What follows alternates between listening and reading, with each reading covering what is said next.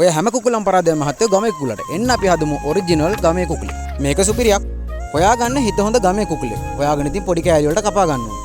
දත් හයිය නම් ලොක් කෑලි වලට කපා ගත්තට කමක් නැහැ. මොකද මේ මස් ටිකක් හයියයි. ගලේ අඹර ගන්න ගම්මිරිස් සුදු ලුණු ඉඟුරු. මේ ගානට අඹර ගන්න. මස් එක ඇතිලියකට දාලා දාගන්න කහකුඩු තුන පහකුඩු මිරිස් කුඩු. අඹරගත්ත ගුලියක් දාලා හොඳට මේ කුකුලව ආදරෙන් අත ගා ගන්න. කුකුලට පැය භාගයක් පාඩු වෙන්න දීලා වතුර දාගන්න. ගම් කුකුලගේ හිත හයිය නිසා සියඹල වතුර ටිකක් දාගන්න. රම්පේ කරපිංචක් දාලා අපි තඹ ගන්නයි යන්නේ. තඹ ගද්දි ලුණු ටිකකුත් දාගන්න අමතක කරන්න එපා. උළුහාල් කරාමුණයට එනසාල් කුරුඳු පොල්ලක් වසාවාසි පොල් කැකුළුහාල්. මේ ටික කබලේ හොඳට බැද ගන්න. බැදගෙන ඉතින් අපි ගලේ අඹර ගන්න ඕනේ. ගලේ අඹර ගද්දි වෙනස හොඳට ඒ වෙලෙම කන්න හිතනවා හැබැයි. මම අද පාවිච්චි කරන්නේ කොකොලිෆ් බ්‍රෑන්ඩ් එකකින් ඉන්න පිරිසුදු නවම් කාබනික පොල් තෙල්. ඔයාලා ගොඩක් අය දැනටම මේ තෙල් එක ගැන දන්නේ නැති. කොප්පරා තෙල් හෝ පිරිපහදු කළ තෙල් අඩංගු නොවන නිසා ලෙඩ හදා ගන්න නැතුව සෞඛ්‍යකාරී සිත කැම හදා ගන්න විශ්වාසයෙන් ඔයාලට පාවිච්චි කරන්න පුළුවන්. 100%ක් පිරිසුදු උසස්ම සත්ත්වයේ පොල් තෙල් ඔබට දැන් මිලදී ගන්න පුළුවන්.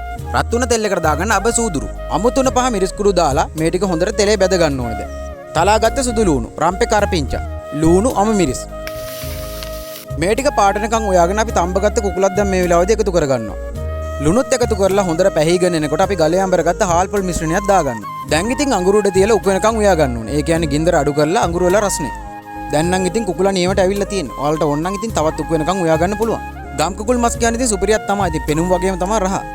මේ රෙසිපි කියලා දුන්න අපේ ලොකු අම්මගේ දෙවෙනි දුවත් මේ වෙලාවේදී මතක් කරනවා. ඉතින් අනිවාර්යෙන්ම ෆලෝ කරගෙන යන්න, ෂෙයා පාරක් දාගෙන, කමෙන්ට් එකක් දාගෙන යන්න. ඊළඟ වීඩියෝ එකේ නැවත හමු වෙමු.